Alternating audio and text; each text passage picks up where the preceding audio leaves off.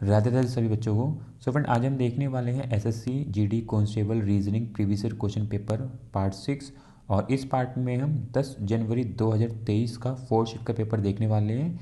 अगर आपने इससे पहले शिफ्ट के पेपर नहीं देखे तो आप मेरी चैनल की प्लेलिस्ट में जाके आपको इससे पहले वाले शिफ्ट के पेपर ही मिल जाएंगे। अगर आपको जीएस के क्वेश्चन देखने हैं तो वो भी मेरी चैनल की प्लेलिस्ट में मिल जाएंगे। तो आप उन सबको साथ में देखते हुए अपनी प्रैक्टिस कर सकते हैं, एक ओवरव्यू ले सकते हैं किस टाइप के क्वेश्चन आते हैं, कैसे क्वेश्चन ज़्यादा प्रैक्टिस करें ताकि आप इस बारी जीडी कांस्टेबल निकाल के अपनी सिलेक्शन पक्का करके जाएं। ठीक है। सो अगर आप चैनल पे नए हैं, चैनल को सब्सक्राइब कर लेना, बेल आइकन क्लिक कर लेना ताकि आपके पास सारे नोटिफिकेशन टाइम पे पहुँच रहे हैं। जो भी हम नई अपडेट डालते हैं, नई वीडियो बनाते हैं, ताकि आपके पास तक सही टाइम पे पहुँच जाएगी तो आपकी प्रिपरेशन बेहतर होती रहेगी। ठीक है। सो चलते हैं क्वेश्चन की तरफ फ्रेंड। सो क्वेश्चन में फर्स्ट देख लेते हैं। पहला क्वेश्चन जो है आपका वेन डायग्राम से आया हुआ है। यहाँ पे आपको कथन दे दिया है, निष्कर्ष दे दिया है, क्वेश्चन सॉल्व करके अपना आंसर बताना है। देखो क्वेश्चन क्या बोल रहा है। कुछ कंप्यूटर फ़ोन है, कुछ कंप्यूटर, कंप्यूटर को हम सी लिख लेंगे, कुछ कंप्यूटर फ़ोन है, फ़ोन को हम पी एच लिख लेंगे। ठीक है। सभी फ़ोन कैलकुलेटर हैं, सभी फ़ोन क्या हैं, कैलकुलेटर हैं, कैलकुलेटर को हम सी एल लिख लेंगे। और सभी कैलकुलेटर आईपैड हैं। अगर हम यहाँ पढ़ेंगे तो सभी कैलकुलेटर आईपैड हैं। ठीक है, सभी कैलकुलेटर आई पैड हैं। ठीक है। अब देखो क्या बोलता है निष्कर्ष। पहला निष्कर्ष क्या बोलता है, कुछ आईपैड कंप्यूटर हैं, कुछ आईपैड कंप्यूटर हैं।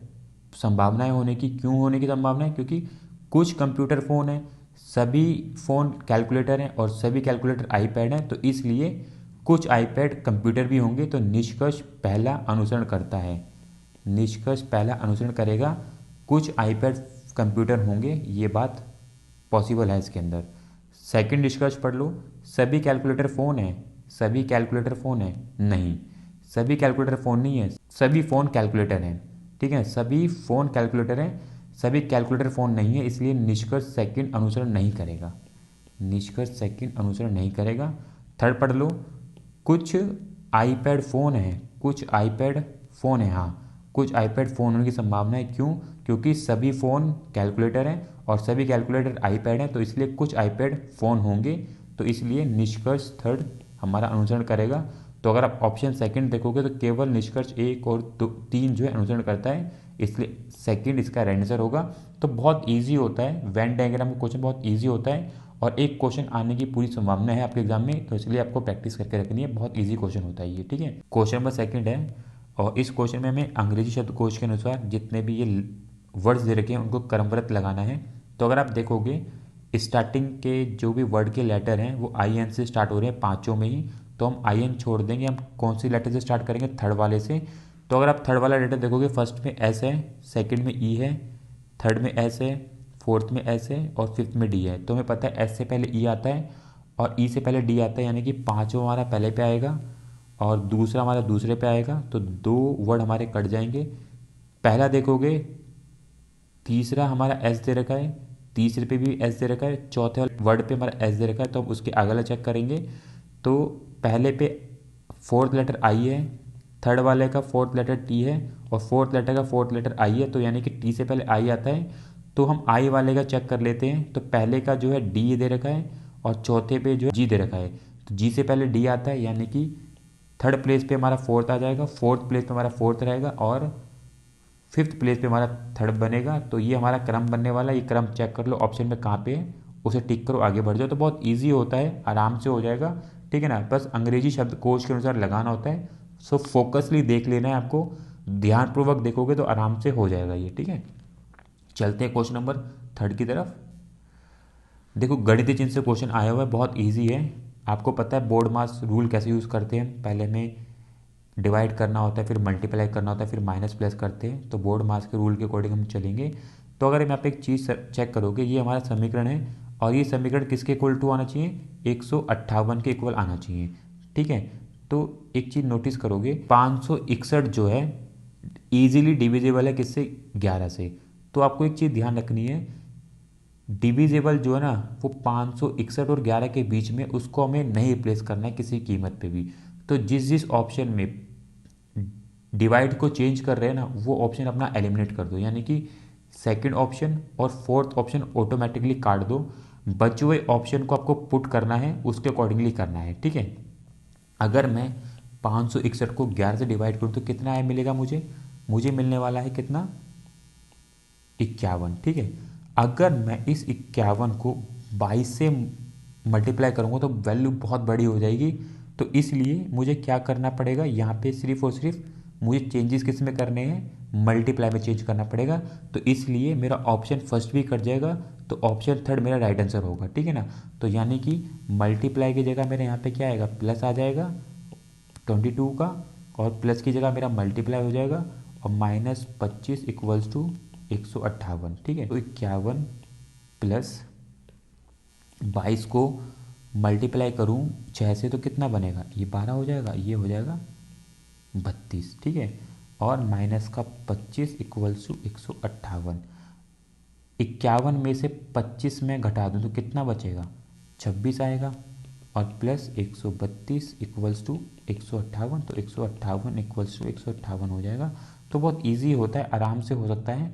बस आपको ये ध्यान रखना है कि किस तरीके से समीकरण को छोटा किया जाए। अगर 3 डिजिट नंबर भी दे रखा है और वो 3 डिजिट नंबर छोटा ही है, ज़्यादा बड़ा नहीं है, तो आपको अपना समीकरण छोटा करना है। तो सबसे पहले डिवाइड को देख लो, डिवाइड कहाँ पे है। ठीक है ना, डिवाइड अगर आप सही जगह पे लगा दोगे तो आपका आधा काम खत्म हो जाएगा। तो इस तरीके से आप तीसरा क्वेश्चन सॉल्व कर सकते हो। ठीक है ना, एक क्वेश्चन या दो क्वेश्चन आपको गणितीय जिनसे देखने को मिलेंगे, तो इसलिए आपको प्रैक्टिस करके रखनी है ताकि विद इन अ टाइम के अंदर सॉल्व करके आप आ सकें। चलते हैं क्वेश्चन नंबर 4 की तरफ। देखो यहाँ पे आपको ये आकृति दे दी गई है और 4 ऑप्शन दे दिए गए हैं। तो आपको देखना है कि इन ऑप्शन में से कौन सी आकृति इसके अंदर हाइड होगी, वो ढूंढनी है। बहुत ईजी होता है, बस फोकसली अगर आप देखोगे तो आपको क्या दिखेगा, ये देखो यहाँ पे आप दिखेगा आपको ये आकृति, ये वाली आकृति इसके अंदर हाइड है। तो ये कौन सी आकृति बन रही है, ये आकृति आपकी थर्ड है। बहुत ईजी होता है, मतलब कि फ्री का नंबर होता है, 10 सेकेंड 12 सेकेंड 15 सेकेंड ज़्यादा नहीं लगना चाहिए, करो और आगे बढ़ जाओ। बस फोकसली, सिर्फ फोकस अच्छा होगा तो ही कर पाओगे। अगर आपका फोकस ठीक नहीं होगा, दिमाग में कुछ चल रहा है, स्क्रीन पे कुछ देख रहे हो, तो डेफिनेटली गलत हो जाएगा। अगर आपका दिमाग में भी वही चल रहा है जो स्क्रीन पे चल रहा है, तो डेफिनेटली आप ठीक करके आओगे। ठीक है, चलते क्वेश्चन नंबर 5 की तरफ। देखो ये भी बहुत अच्छा क्वेश्चन है, बहुत ही फोकस से क्वेश्चन करना पड़ेगा, ये भी गलत हो जाएगा। यहाँ पे आपको आकृति दे दी गई है और उसको उन आकृतियों को रोटेशन हो रहा है। ठीक है ना, दिशा वाइज उन आकृतियों को रोटेशन हो रहा है। देखो कैसे हो रहा है, यहाँ पे आपको कुछ चीज़ों को फोकस रखना पड़ेगा। देखो क्या क्या फोकस करना है, जो ये जो चीज़ है ना, जो टी बना हुआ है, इसको आप ध्यान से देखो। ये टी जो बना हुआ है ना, इसको आप ध्यान से देखोगे। साथ में इसके अंदर जो बनी बॉल है, ये बॉल जो बनी हुई है, इनको फोकसली देखोगे तो आप इजीली इस क्वेश्चन को कर पाओगे।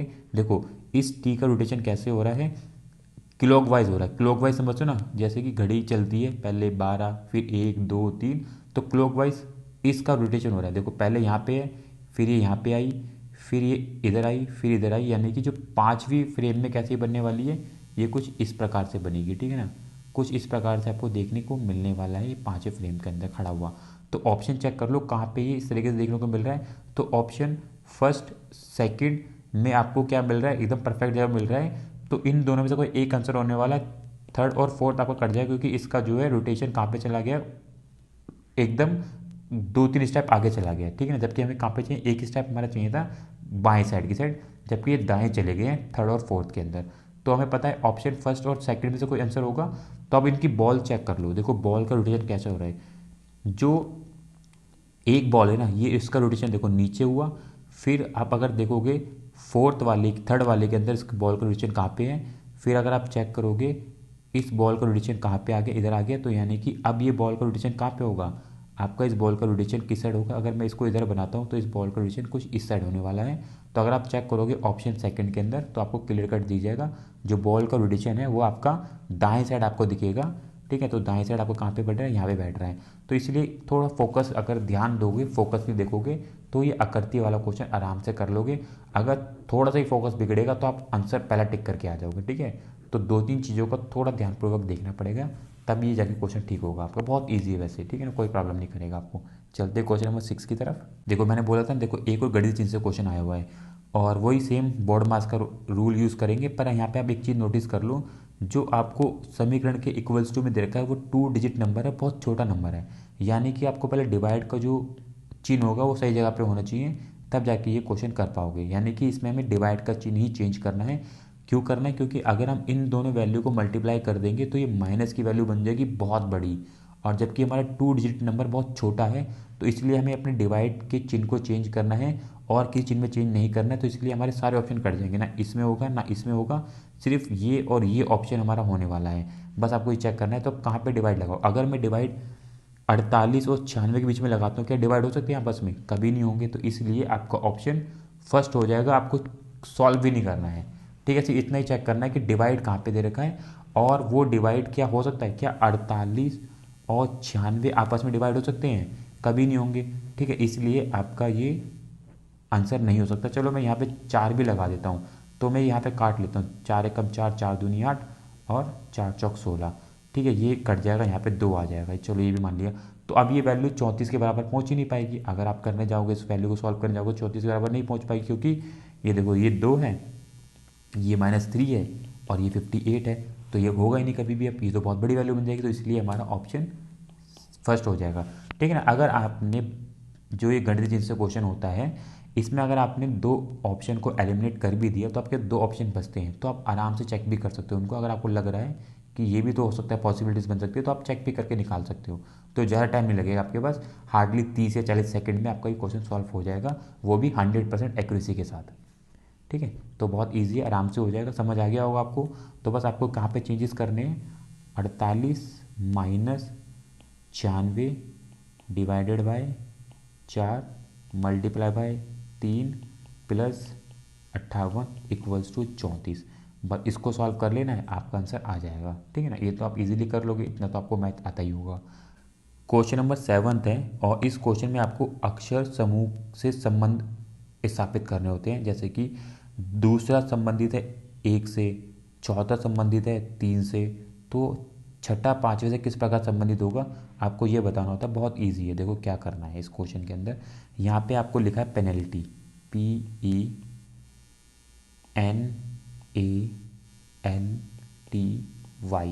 पेनल्टी लिखा है। और पेनल्टी का संबंध किससे है, ये देखो यहाँ पे मैं लिख लेता हूँ इसका कोड, QFOBMUZ से है। अब देख लो यहाँ पे क्या करना का, इन्होंने क्या करा है, अगर मैं P के जस्ट एक आगे जाता हूँ लेटर के, तो क्या मिलता है, Q मिलेगा। E के जस्ट एक आगे जाऊँगा तो F मिलेगा। N के जस्ट एक आगे जाऊँगा तो O मिलेगा। A के जस्ट एक आगे जाऊँगा तो B मिलेगा। उसी प्रकार L के जस्ट एक आगे जाऊँगा तो M मिलेगा। तो बस क्या करना है, जस्ट एक आगे चले जाना है, आपको अपना अगला लेटर मिल जाएगा। तो ऐसे ही आपको नर्वस में लगा लेना है और अपना आंसर सॉल्व कर लेना है। तो देखो NERVOUS ये लिखा हुआ नर्वस। अब देखो अगर मैं एक लेटर आगे जाऊँ तो मुझे क्या मिलेगा, O। चेक कर लो ऑप्शन में ओ कहाँ कहाँ दे रखा है, सिर्फ एक ही में दे रखा है, वो है थर्ड। टिक करो, आगे बढ़ जाओ। ज़रूरी नहीं है कि आपको पूरा सॉल्व करना है, बस चेक कर लो कौन सा मैच हो रहा है ऑप्शन के साथ, उसे करके आगे बढ़ जाओ। अगर कोई और ऑप्शन मैच कर रखा होता तो हम आगे चेक कर लेते।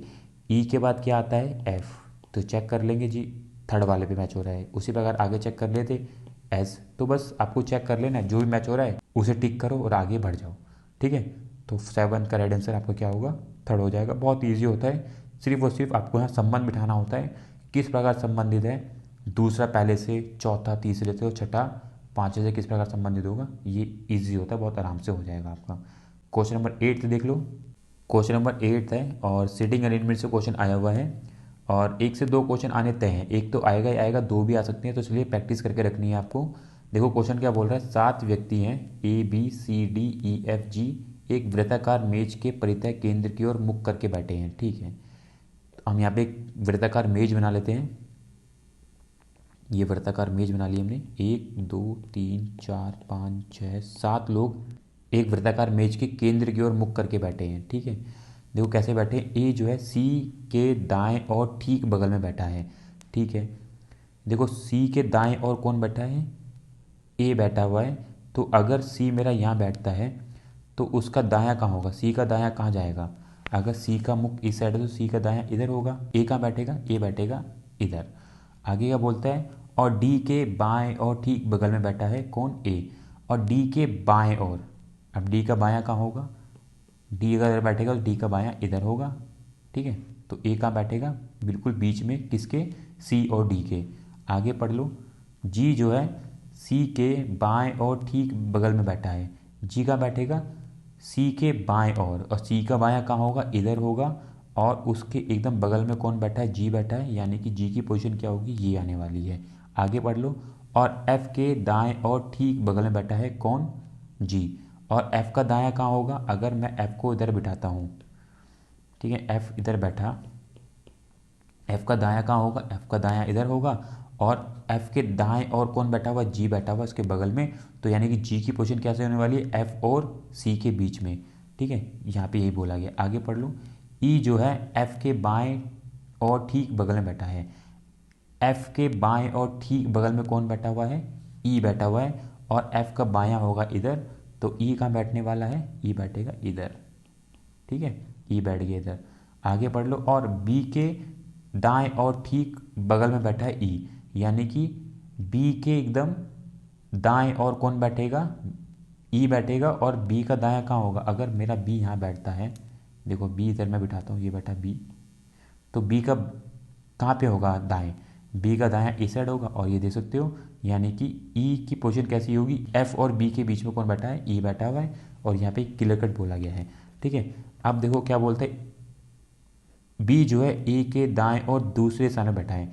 अगर आप देखोगे ए ये रहा और ए का दायां इधर होगा, तो सेकंड प्लेस पे कौन बैठा हुआ है, बी बैठा हुआ है, ठीक है।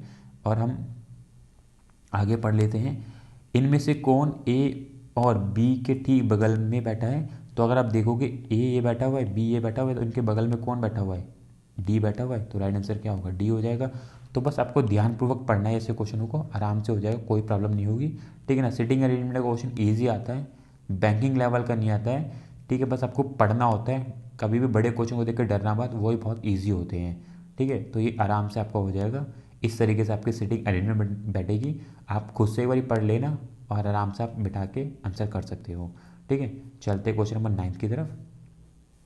देखो इस क्वेश्चन में क्या बोल रखा है, यहाँ पे आपको एक भाषा दे दी गई है और उसका कूट लिख दिया गया है, ठीक है। तो यहाँ पे आप देखोगे इस भाषा का ये कूट है, इस भाषा का ये कूट है, तो इसका क्या बनेगा, सिंपल सा है, ठीक है ना। जो भी लेटर्स यहाँ पे दे रखे हैं आपको वो ढूंढने, इनके अंदर इनके अंदर इनके अंदर, और उनके आगे जो कोड लिखे हुए हैं उनके कोड को लिख के ये आप निकालोगे, बहुत ईजी होता है, टफ नहीं होता है।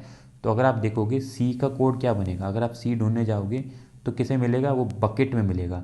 और बकेट में सी थर्ड प्लेस पे दे रखा है, थर्ड प्लेस पे देखोगे तो प्लस का निशान दे रखा है, तो यानी कि ये आएगा प्लस। सेकंड देखोगे एल, एल कौन से वाले में दे रखा है, एल दे रखा है इस वाले में, तो इसका जो है फोर्थ लेटर पे एल दे रखा है, तो यानी कि फोर्थ पे हमें दे रखा है हैश, तो हैश हमारा आ जाएगा सेकंड। उसी प्रकार ए वाला कहाँ पे दे रखा है, वो भी इसमें दे रखा है सेकंड प्लेस पे, यानी कि एट द रेट।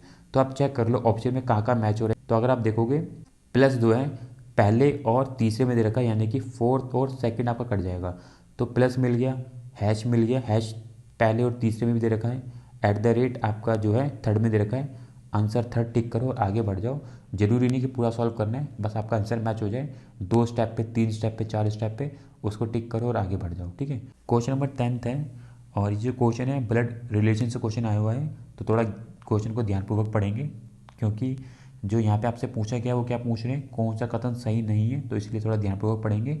और यहाँ पे हम ट्रायंगल से मेल को और सर्कल से फीमेल को रिप्रेजेंट करने वाले हैं, तो क्वेश्चन सॉल्व कर लेते हैं। देखो क्वेश्चन क्या बोल रहा है, एक्स, एक्स क्या है, प्लस, प्लस में हमें क्या दे रखा है, पिता, यानी कि एक्स पिता है टी का, ठीक है ना, एक्स पिता है टी का। आगे देख लो, टी के बाद हमें निशान दे रखा है ये वाला, तो ये क्या बताता है, माता, यानी कि टी माता है, टी माता है किसकी, एम की, ठीक है। आगे पढ़ लो हैश, हैश पे क्या दे रखा है, पत्नी, यानी कि एम पत्नी है किसकी, जी की, ठीक है, यानी कि जी कौन होगा, मेल होगा। आगे पढ़ लो, जी जो है एंड, एंड दे रखा भाई, जी भाई है किसका, सी का, ठीक है।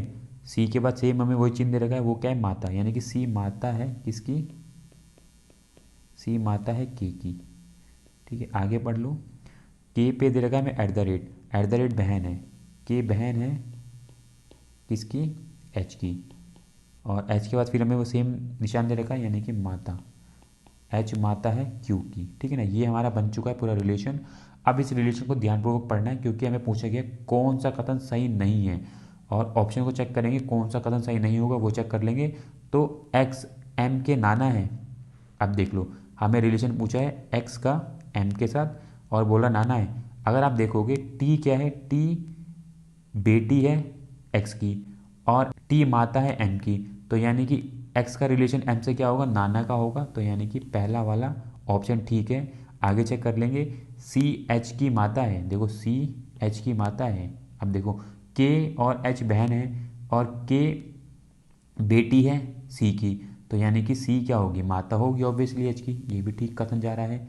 अगर आप आगे चेक करोगे जी के पिता हैं, अगर आप जी चेक करोगे जी और के बीच में रिलेशन, तो आपको पता चलेगा जी भाई है सी का और सी माता है के की, यानी कि अगर ये दोनों भाई बहन हुए, जी और सी भाई बहन हुए, तो कैसे पिता हो सकते हैं के जी, तो इसलिए ये वाला ऑप्शन गलत होगा। हाँ ये रिलेशन हो सकता है मामा का, अगर हम बात करेंगे तो मामा का रिलेशन जा सकता है जी और के में, पर पिता का रिलेशन नहीं जाएगा, तो इसलिए ऑप्शन थर्ड इसका राइट आंसर होगा। तो आपको नहीं वाला ढूंढ रहा है, हाँ वाला नहीं ढूंढना, नहीं वाला, तो इसलिए इसका राइट आंसर क्या होगा, सी।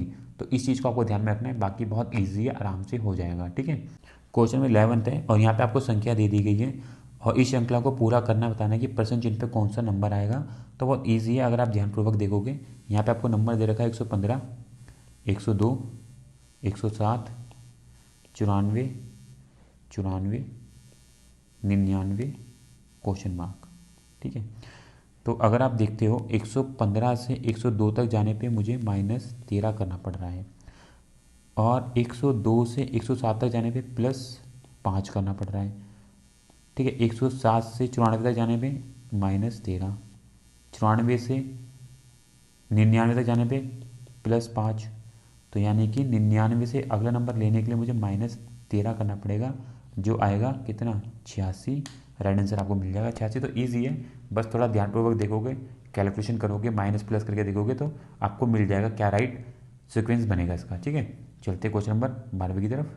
देखो यहाँ पे आपको सेम संबंध निकालना है, जैसे कि दूसरा पहले से संबंधित है, चौथा तीसरे, तो छठा पाँचवें से किस प्रकार होगा। तो थोड़ा टफ क्वेश्चन है ये, ठीक है ना। यहाँ पे जो कैलकुलेशन जो लॉजिक लगा है थोड़ा सा टफ लगा हुआ है, तो क्या क्या लॉजिक लगा हुआ है, 5 का मल्टीप्लाई 9 से कितना होता है 45 + 3 कितना आता है 48, ठीक है। 3 का मल्टीप्लाई 9 से कितना होता है 27 + 3 कितना होता है 30। तो उसी प्रकार अब यहाँ से कौन सा नंबर उठाऊँ ऑप्शन से कि वो 57 आ जाए, ठीक है। तो अगर मैं 4 में मल्टीप्लाई करता हूँ 9 तो 36 होगा, +3 करूँगा तो 39 हो जाएगा, तो नहीं बैठेगा। तो 6 वो नंबर है, अगर इसमें मैं 9 से मल्टीप्लाई करता हूँ तो 54 होगा, +3 करता हूँ तो 57 हो जाएगा, तो इसलिए आपका राइट आंसर क्या होगा, ऑप्शन सेकंड। तो ये थोड़ा टफ क्वेश्चन है, अगर आप नहीं समझ पाओगे यहाँ पे दो तरीके की चीज़ों को फॉलो करना पड़ेगा, एक कॉमन नंबर लेना पड़ेगा 9 का और एक कॉमन नंबर लेना पड़ेगा 3 का। जब उन दोनों का आप रिलेशन बिठा पाओगे तब जाके ये जो क्वेश्चन सॉल्व हो पाएगा। अगर आपके पास कोई और इसकी ट्रिक है, लॉजिक है, तो आप जरूर कमेंट करके बता सकते हैं, ठीक है। चलते हैं क्वेश्चन नंबर 13 की तरफ। ईजी क्वेश्चन है, यहाँ पे आपको एक दर्पण रख देंगे और ये अल्फ़ाबेट हो सकता है, नंबर भी हो सकता है, कुछ भी हो सकता है, तो आपको बताना है कि इस साइड दर्पण में किस प्रकार दिखेगा। तो अगर आप ध्यानपूर्वक देखोगे तो ईजिली ये क्वेश्चन भी हो जाएगा, मतलब कि कोई इसमें कोई ऐसी ट्रिक नहीं लगती है, ठीक है ना। आप बस आपको ध्यानपूर्वक देखने कि किस तरीके से लेटर का फॉर्मेशन होता है, तो उनको देखोगे और आप आराम से कर सकते हो इस क्वेश्चन को, ठीक है। चलते क्वेश्चन नंबर 14 की तरफ। ये क्वेश्चन आप आराम से कर लोगे, मुझे लगता नहीं कोई दिक्कत होने वाली इसमें आपको। क्वेश्चन नंबर 14 है और देखो सिटिंग अरेंजमेंट से सेकंड क्वेश्चन देखने को मिला है इसी में ही। तो यहाँ पे आपको 7 व्यक्ति दे दिए हैं और ये सातों व्यक्ति एक सीधी पंक्ति में उत्तर की ओर मुख करके बैठे हैं, ठीक है। यहाँ पे हम एक सीधी पंक्ति बना लेते हैं और यहाँ पे 7 व्यक्ति बैठे हैं, 1 2 3 4 5 6 7, ठीक है ना। उत्तर की ओर इनका मुख है, यानी कि ऊपर की साइड इनका मुख है, ए पंक्ति के ठीक मध्य में बैठा है, ठीक है। यानी कि मध्य क्या होगा, ये इसका मध्य हो जाएगा, ए यहाँ बैठा हुआ है, जी और ई पंक्ति के सिरों पर बैठे हैं। आप कहीं भी बैठ सकते हैं पर दोनों सिर पे बैठेंगे, यानी कि अगर मैं बोल दूं कि मेरा जी यहाँ बैठ जाता है और ई जो है यहाँ बिठा देता हूँ सिरों पे, बस सिरों पे बैठेंगे दोनों ही, ये भी चीज़ क्लियर है। आगे पढ़ लो। बी जो है ए के बाएं और ठीक बगल में बैठा है। बी कहाँ बैठेगा, ए के बाएं और, ए का बायां इस साइड होगा और उसके बगल में बैठेगा, तो यानी कि बी यहाँ बैठने वाला है। ठीक है। एफ जी के दाएं और ठीक बगल में बैठेगा। ठीक है, तो एफ जो है जी के दाएं और, तो जी का दायां इधर होगा और एफ कहाँ बैठेगा फिर, एफ बैठेगा एकदम बगल में, ये रहा एफ। और उसके बाद आगे पढ़ लो। डी जो है ई के बाएं और ठीक बगल में बैठेगा, तो ई का बायां इधर होगा, डी कहाँ बैठने वाला है, ये बैठेगा डी। तो एक बचा है कौन, बचा है सी, सी यहाँ बैठ जाएगा। क्वेश्चन क्या बोलता है, जी और बी के बीच में कौन बैठा है, तो जी और बी के बीच में कौन बैठा है, एफ। राइट आंसर एफ हो जाएगा। टिक करो, आगे बढ़ जाओ। मतलब सिटिंग अरेंजमेंट का क्वेश्चन ईजी होता है, बस वो लिख लेंथी देते हैं तो इस मारे डर लगता है, अदरवाइज कोई प्रॉब्लम नहीं हुई करने में इसमें। ठीक है। क्वेश्चन नंबर 15 है। यहाँ पे आपको अक्षरों की एक श्रृंखला दे दी गई है और बताना है प्रश्न चिन्ह की जगह पे कौन से अक्षर आएंगे, वो आपको ढूंढना है। ईजी है अगर आप ध्यानपूर्वक देखोगे इसको। देखो सी का रिलेशन किसके साथ है, ई के साथ है। ठीक है ना, ई, यानी कि अगर मैं डी को छोड़ूं तो मुझे ई मिल जाएगा। ठीक है, नहीं एक लेटर आगे जाने पे मुझे ई मिल रहा है। उसी प्रकार अगर मैं एक लेटर और छोड़ूं यानी कि एफ छोड़ूं तो मुझे जी मिल जाएगा। ठीक है, यानी कि मेरा जो है क्वेश्चन मार्क की जगह पे जो पहला लेटर आएगा वो कौन सा आएगा, जी आएगा। ठीक है, आगे चेक कर लेते हैं हम अब।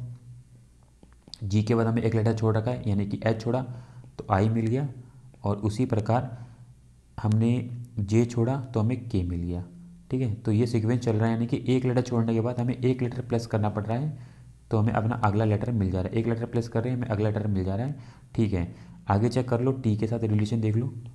टी में देखो क्या कर रखा है इन्होंने, एक लेटर इन्होंने क्या करा है, फिर सेम आगे गए हैं, यानी कि यू को छोड़ा है, हमें अगला लेटर मिल रहा है। उसी प्रकार अगर मैं डब्ल्यू को छोड़ूंगा तो मुझे एक्स मिल जाएगा, यानी कि एक लेटर में आगे चला जाऊंगा, प्लस कर दूंगा, वन लेटर प्लस कर दूंगा तो मुझे अगला लेटर मिल जाएगा एक्स। अगर मैं ऑप्शन चेक करूं तो सेकंड और थर्ड वाले में दे रखा है, यानी कि फोर्थ और फर्स्ट वाला मेरा आंसर नहीं होगा।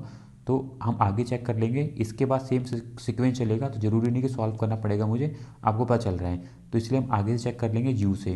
देखो यू में क्या कर रखा है इन्होंने, यू का रिलेशन किसके साथ दे रखा है इन्होंने, डब्ल्यू के साथ। और आपको पता चल रहा है कि अगर मैं एक लेटर प्लस कर दूँ यानी वी छोड़ दूंगा तो मुझे डब्ल्यू मिल जाएगा। उसी प्रकार अगर मैं एक लेटर प्लस कर दूंगा यानी कि एक्स छोड़ दूंगा तो मुझे वाई मिल जाएगा। तो अगर मैं चेक करूँगा तो ऑप्शन सेम अभी भी फंसा हुआ है, सेकेंड और थर्ड वाला, तो मुझे आगे भी चेक करना पड़ेगा, यानी कि जे से भी निकालना पड़ेगा। अगर मैं जे के एक लेटर आगे चला जाऊँगा यानी कि के छोड़ूंगा तो मुझे एल मिलेगा, यानी कि एल मिल जाएगा मुझे। एक लेटर में प्लस करता हूँ तो मुझे एल मिल जाएगा, के छोड़ूंगा तो एल मिलेगा। उसी प्रकार अगर मैं एल के बाद होता है एम छोड़ूंगा तो मुझे एन मिलेगा, यानी कि एक लेटर और आगे जाऊँगा तो यानी कि एम। तो यानी कि मेरा सीक्वेंस क्या बनेगा, जी एक्स वाई एम, यानी कि सेकंड वाला राइट आंसर हो जाएगा। तो यहाँ पे पता चल रहा होगा आपको जो रिलेशन क्या बन रहा है, वन लेटर प्लस यानी कि एक लेटर छोड़ो अगला वाला आपको मिल जाएगा। तो 15 का आपको सीक्वेंस पता चल रहा है कैसे करना है। तो लॉजिक कुछ भी लग सकता है, आपको बस देखना है कि कौन सा लॉजिक आपका सेट बैठ रहा है और आपका आंसर आ जाना चाहिए बस। ठीक है, तो चलते हैं क्वेश्चन नंबर 16 की तरफ। यहाँ पे आपको नंबरों की एक श्रृंखला दे दी गई है और बताना है कि प्रश्न चिन्ह की जगह पे कौन सा नंबर आएगा। सेम अभी पीछे करके आए हैं वैसे ये भी करना है। देखो क्या क्या नंबर दे रखे हैं आपको, 23, 27, 35, क्वेश्चन मार्क, 63, 83, 7। ठीक है, ये आपको टोटल नंबर दे दिए हैं 7, और आपको बताना है क्वेश्चन मार्क की जगह पे कौन सा नंबर आएगा। तो अगर आप ध्यानपूर्वक देखते हो यहाँ पे क्या दिखेगा, यहाँ से यहाँ तक जाने पे +4, उसी प्रकार 27 से 35 तक जाने में +8। उसी प्रकार अगर मैं यहाँ पे 12 नंबर का ऐड कर दूँ तो कितना मिलेगा मुझे, 47। ठीक है, ऑप्शन 4 इसका राइट आंसर होगा। बहुत ईजी है, मतलब पहली नज़र में हो जाएगा, आपको ध्यानपूर्वक देखोगे। उसी प्रकार अगर मैं इसमें 16 ऐड कर दूंगा तो मुझे 63 मिल जाएगा। तो आपको सीक्वेंस पता चल चुका है, यानी कि 4 + 8 + 12 + 16, यानी कि 4 के डिफरेंस के साथ हमें क्या करना है, अपना नंबर फाइंड आउट कर लेना है। बहुत ईजी, आराम से हो जाएगा, कोई दिक्कत नहीं करेगा ये क्वेश्चन आपको। ठीक है, चलते हैं क्वेश्चन नंबर 17 की तरफ। देखो ये क्या है, इससे अभी हम पीछे क्वेश्चन करके आए ना, अभी हम लेटर्स के साथ करके आए थे, अब यहाँ पे क्या दे दिया है आपको, शब्द दे दिए गए हैं। ठीक है ना, जैसे कि दूसरा पहले से संबंधित है तो चौथा तीसरे से किस प्रकार संबंधित होगा। तो ये क्या है, अगर आप देखोगे शिलोंग क्या है, शिलोंग मेघालय की राजधानी है। तो केरल की राजधानी क्या है? तिरुवनंतपुरम। बहुत ईजी है, मतलब कि शायद कोई प्रॉब्लम ना करे बच्चों को, आंखें बंद करके कर सकता है, तो ऐसा क्वेश्चन है। ठीक है, चलते हैं क्वेश्चन नंबर 18 की तरफ। यहाँ पे भी आपको श्रृंखला पूरी करनी है, तो श्रृंखला से बहुत सारे क्वेश्चन देखने को मिल सकते हैं। ठीक है ना, चाहे वो नंबर्स हो चाहे वो लेटर्स हो, श्रृंखला से क्वेश्चन काफ़ी ज़्यादा देखने को मिल सकते हैं। ठीक है, अब देखो क्वेश्चन क्या सॉल्व करना है ये वाला। एम का संबंध है किससे? उसके सेकंड वाले लेटर के साथ, और हमें पता नहीं सेकंड लेटर क्या है। ठीक है, ये हमें पता नहीं है। उसके बाद इसका संबंध किससे होगा? क्यू के साथ। फिर उसका संबंध किससे होगा? एस के साथ। और फिर उसका संबंध किससे होगा? यू के साथ। ठीक है, तो अगर हम यहाँ पे देखें, क्यू से एस तक जाने में हमें क्या करना पड़ रहा है, यानी कि अगर मैं एक लेटर प्लस कर दूं तो मैं एस तक पहुंच जाऊंगा। उसी प्रकार एक लेटर मैं यहाँ पे प्लस कर दूं तो मैं यू तक पहुंच जाऊंगा। तो एक यहाँ पे सीक्वेंस मिल रहा है आपको कि अगर मैं एक लेटर प्लस कर दूं, यानी कि एम के बाद एन आता है, एन को छोड़ दूं तो मेरा जो अगला लेटर होगा क्या होगा? ओ होगा, यानी कि क्वेश्चन मार्क की जगह पे ओ आएगा। तो आप उसी प्रकार यहाँ पे दे सकते हो, अगर मैं पी को छोड़ दूँ तो मुझे क्यू मिल जाएगा। तो आप ऑप्शन चेक कर लो कहाँ पे पहले ऑप्शन में ओ दे रखा है, तो आप चेक करोगे पहला और चौथे में दे रखा है, यानी कि दूसरा और तीसरा नहीं होगा। ठीक है, तो हम आगे कर लेते हैं। क्यू का संबंध किससे है? क्वेश्चन मार्क से। हमें पता नहीं यहाँ पे क्या आएगा, तो छोड़ देते हैं। आगे देख लेते हैं, इसके बाद क्या दे रखा है? ओ दे रखा है, इसे भी छोड़ देते हैं। ओ के बाद हमें किसका संबंध दे रखा है? ओ का संबंध दे रखा है हमें एन के साथ। ओ का संबंध है एन के साथ, और एन का संबंध है एम के साथ। ठीक है, तो अब यहाँ पे अब क्या दिखेगा आपको कि जस्ट एक पीछे वाला लेटर लेना है। जैसे कि एम के पीछे क्या होता है? एन होता है। ओ के जस्ट पीछे क्या होता है? एन होता है। तो यानी कि क्यू के पीछे जस्ट क्या आता है? पी आता है। यानी कि हमारा जो सेकंड प्लेस पे जो लेटर आएगा, सेकंड लेटर जो आएगा वो पी आएगा। यानी कि पहला लेटर तो हमें मिल गया ओ है, पहला लेटर ओ मिल गया है, दूसरा लेटर पी मिल गया है, और कैसे मिला है कि जस्ट पीछे करके हमें मिल जाएगा। तो आपको पता चल रहा है, अगर हम ऑप्शन चेक करेंगे तो फर्स्ट और फोर्थ में दोनों में पी ओ पी दे रखा है, यानी कि हमें आगे भी निकालना पड़ेगा। तो अगर हम आगे फाइंड आउट करें तो ई का संबंध किससे है? Question mark. हमें पता नहीं यहाँ पे क्या आएगा, छोड़ देते हैं अभी। ठीक है, इसके बाद अगला संबंध किससे है? इसका होगा आई से। उसके बाद किससे होगा? आई का संबंध के से, और के का संबंध किससे होगा? एम से। तो अगर आप सेम देखोगे वही चल रहा सीक्वेंस, एक छोड़ो अगला ले लो, यानी कि आई के बाद क्या आता है? एक छोड़ दूंगा मैं तो के आता है, के में एक और छोड़ दूंगा तो एम आता है। तो मुझे पता चल गया ई के में एक छोड़ दूँ, ई के जैसे आगे जाऊंगा तो क्या मिलेगा मुझे? मुझे मिलेगा जी। ठीक है, चेक कर लो जी कहाँ कहाँ दे रखा है। तो जी सिर्फ ऑप्शन फोर्थ में दे रखा है, तो टिक करो आगे बढ़ो। ठीक है, तो ये थोड़ा टाइम टेकिंग हो सकता है। ठीक है ना, मान सकता हूँ टाइम टेकिंग हो सकता है। तो 1 मिनट इसमें लग सकता है, अगर आप पूरा सीक्वेंस बना के बैठ रहे हो तो 1 मिनट लग सकता है। तो ये क्वेश्चन थोड़ा टाइम टेकिंग आपका होने वाला है। ठीक है, चलते हैं क्वेश्चन नंबर 19 की तरफ। देखो ये डाइस से क्वेश्चन आया हुआ है, बहुत ईजी होता है, बहुत सिंपल होता है। देखो कैसे करना है, सिर्फ आपको यहाँ पे आपको 3 डाइस दे दिए हैं। ठीक है ना, आपको सिर्फ वो डाइस ढूंढ लेने हैं जिसमें सेम नंबर 2 दे रखे हों।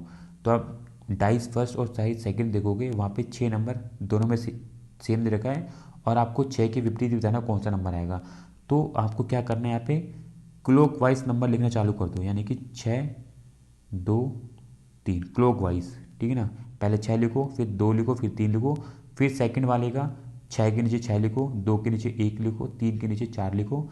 तो यहाँ से आपको ये पता चल जाएगा कि इनके विपरीत क्या होने वाला है। 2 का विपरीत 1 होगा, 3 के विपरीत 4 होगा, और डाइस के अंदर टोटल 6 नंबर होते हैं, यानी बचा हुआ नंबर 6 के विपरीत आएगा, वो होगा 5।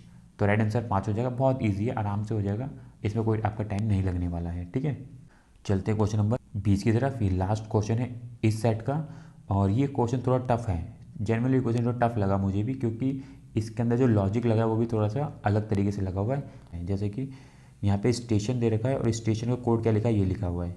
ठीक है ना, यानी कि STATION।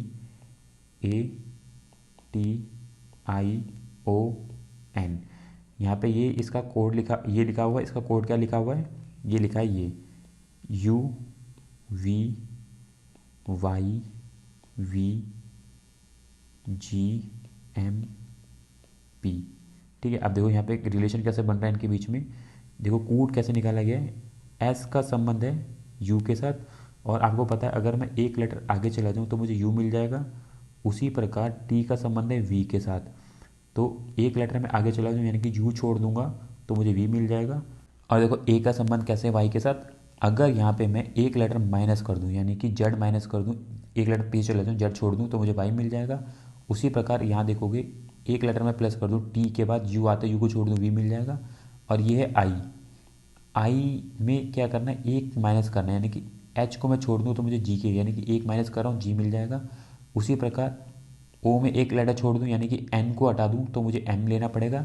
और एन में देखो क्या है एक लेटर में आगे चला जाऊँ यानी कि ओ को छोड़ दूँ तो मुझे पी मिल जाएगा।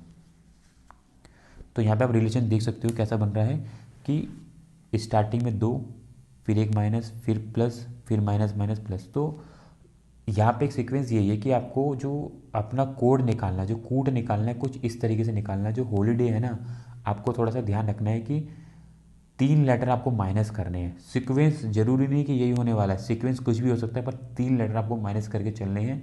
यहाँ पे ये चीज़ ध्यान रखनी है। अगर आप ट्राइम्फ में देखोगे, इसमें अगर इस कोड को मैच करोगे तो इसमें कुछ अलग तरीके का कोड बनेगा। इसमें सिर्फ दो लेटर को माइनस करके निकाला गया है, पर आपको जो अपना आंसर निकालना है ना वो स्टेशन को मैच करते हुए निकालना है हॉलीडे के साथ। ठीक है, तो देखो यहाँ पे कैसे बनने वाला है ये वाला आंसर। यहाँ पे मैं लिख लेता हूँ हॉलीडे, HOLIDAY। ठीक है, ये हमें भाषा दे दी गई है तो कोड निकालना है। तो अकॉर्डिंग टू मैं ये चलूँ अगर, तो मुझे पता है पहले मुझे क्या करना पड़ेगा प्लस, यानी कि एक लेटर में आगे चला जाऊँ यानी कि मैं आई छोड़ दूँ तो मुझे जे लेना है। और अगर आप चेक करोगे चारों ऑप्शन में जे दे रखा है यानी कि ये तो आंसर नहीं होने वाला है। तो अगर हम आगे चेक करेंगे, पर जब आगे चेक करने जाएंगे ना तो अब आपको एक लेटर माइनस करके निकालना पड़ेगा। अगर आप ऑप्शन चेक करोगे तो आपको दिखने लग जाएगा कि सभी में एक लेटर पीछे का ऑप्शन दे रखा है यानी कि एम एम एम एम।